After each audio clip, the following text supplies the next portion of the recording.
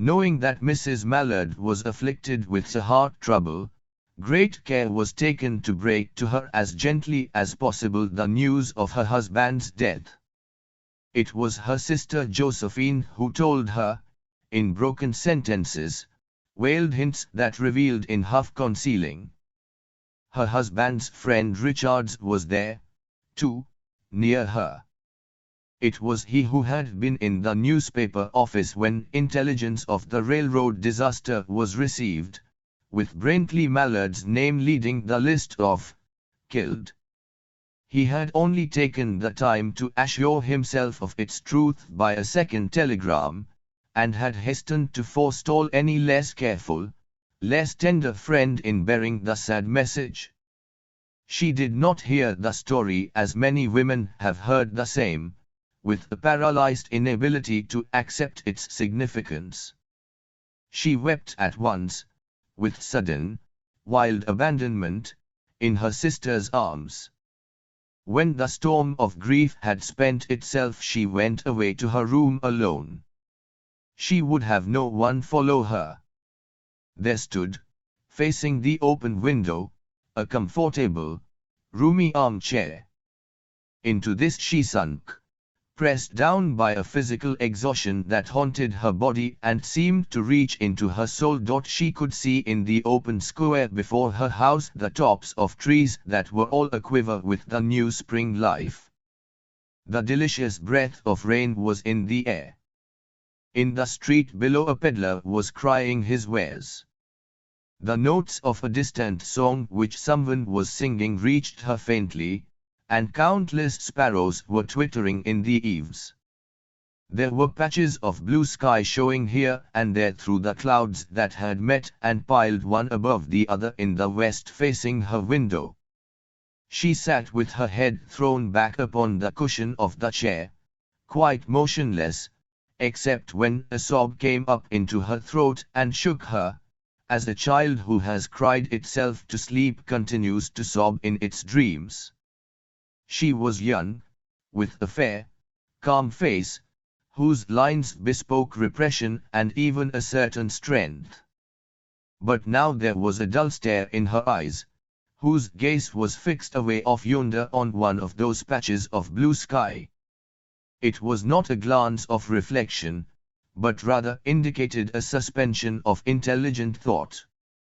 There was something coming to her and she was waiting for it, fearfully. What was it? She did not know, it was too subtle and elusive to name.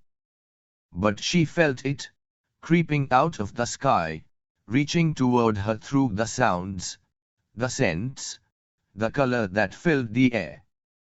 Now her bosom rose and fell tumultuously. She was beginning to recognize this thing that was approaching to possess her, and she was striving to beat it back with her will as powerless as her two white slender hands would have been. When she abandoned herself, a little whispered word escaped her slightly parted lips. She said it over and over under the breath: free, free, free.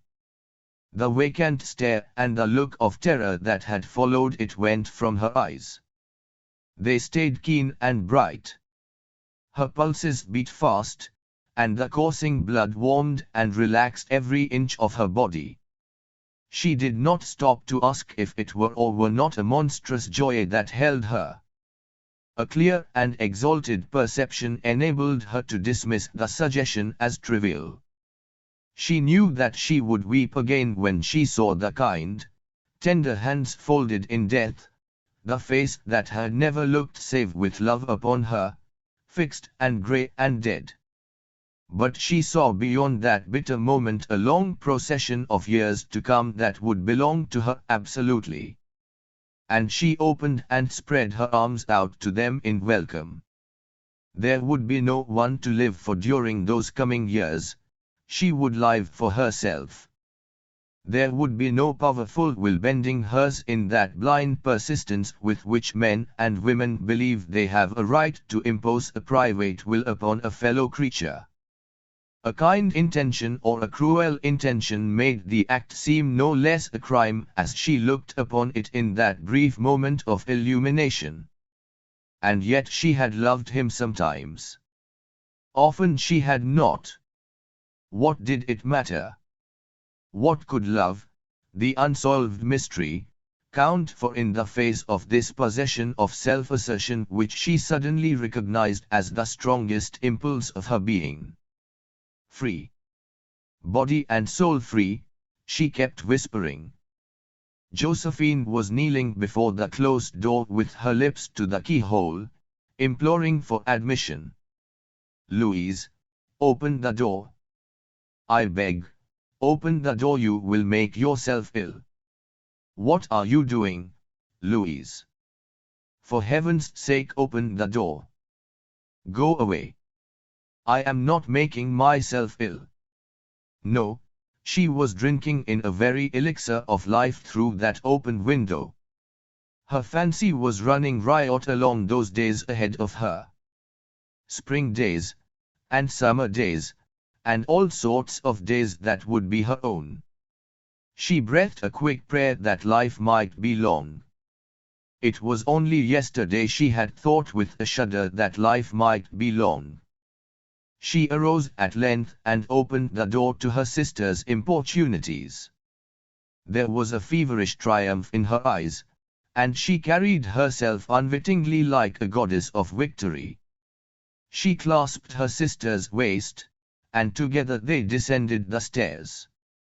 Richards stood waiting for them at the bottom. Someone was opening the front door with a latchkey.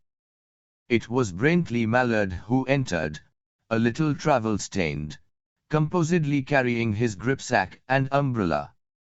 He had been far from the scene of the accident, and did not even know there had been one. He stood amazed at Josephine's piercing cry, at Richard's quick motion to screen him from the view of his wife. When the doctors came, they said she had died of heart disease, of the joy that kills.